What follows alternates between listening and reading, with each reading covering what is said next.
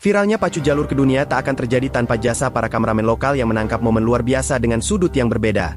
Merekalah yang rela berpanas-panasan, berlari di pinggir sungai, bahkan kadang berendam di air demi mendapat angle terbaik. Videonya tidak hanya menunjukkan lomba, tapi juga emosi, semangat, dan budaya, hingga akhirnya viral dan dikenal sampai ke luar negeri. Tanpa mereka mungkin dunia tidak akan tahu keunikan pacu jalur, dan anak-anak seperti Ryan tidak akan mendunia. Ia bukan artis, bukan peserta, tapi jasanya diam-diam membawa tradisi Indonesia ke mata dunia. Who are these aura farming boat kids and why are they going viral?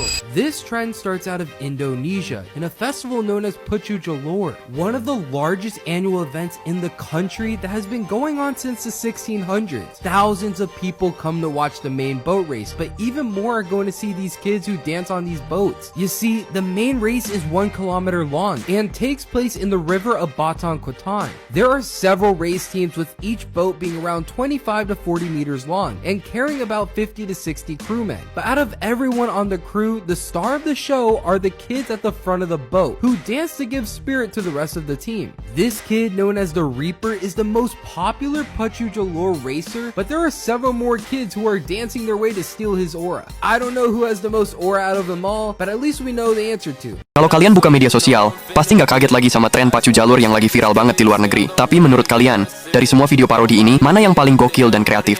Video pertama, ada seorang pembalap motocross yang baru aja finish juara 1. Bukannya selebrasi biasa, dia malah berdiri di atas motornya sambil niru tarian joki pacu jalur kayak bilang, "Gue juara dan gue bangga budaya Indonesia gokil banget." Lanjut video kedua, adalah pembalap GT3 berdiri di atas kap mobil balapnya, di tengah lintasan sirkuit. Dia ngasih vibe epic seakan-akan mobilnya itu perahu panjang, sambil ngedance ala tukang tari.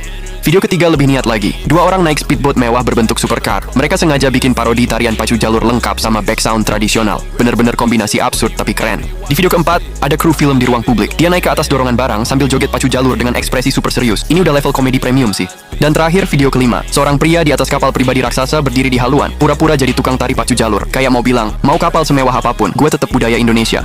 Nah, kalian pilih yang mana? Yang paling niat, paling kocak, atau paling berkelas? Komentar di bawah. Pacu jalur mendunia, sering menjadi selebrasi olahraga dunia dan kini diklaim Malaysia. Inilah momen pembalap mobil F1 yang mengikuti tren pacu jalur soft sambil berdiri di atas mobilnya. Lomba perahu pacu jalur tradisional dari Kuantan Singingi, Riau baru-baru ini mendapatkan perhatian global setelah viral di berbagai sosial media. Namun beberapa komentar mengklaim bahwa tradisi ini sebenarnya berasal dari Malaysia. Sangat disayangkan jika tradisi perahu pacu jalur ini harus berpindah dan dimiliki oleh negara Malaysia. Namanya Dika, bukan atlet nasional, bukan pula selebritas, tapi hari ini, ia jadi pembicaraan seluruh negeri. Video Dika saat memacu jalur perahu tradisional khas Riau menyebar kemana-mana. Dengan tubuh kecil tapi semangat membara, Dika berdiri paling depan, menjadi pengarah, menjadi jiwa dari laju perahu. Satu teriakan, satu gerakan tangan, membawa puluhan pendayung melesat memecah arus. Dalam lomba itu, Dika bukan cuma anak kecil. Ia simbol semangat, keberanian, dan warisan budaya yang hidup. Orang-orang bilang, siapa anak ini? Dari mana datangnya semangat seperti itu? Tapi bagi masyarakat Riau, Dika adalah harapan. Anak kampung yang membuat semua mata kembali melirik pacu jalur.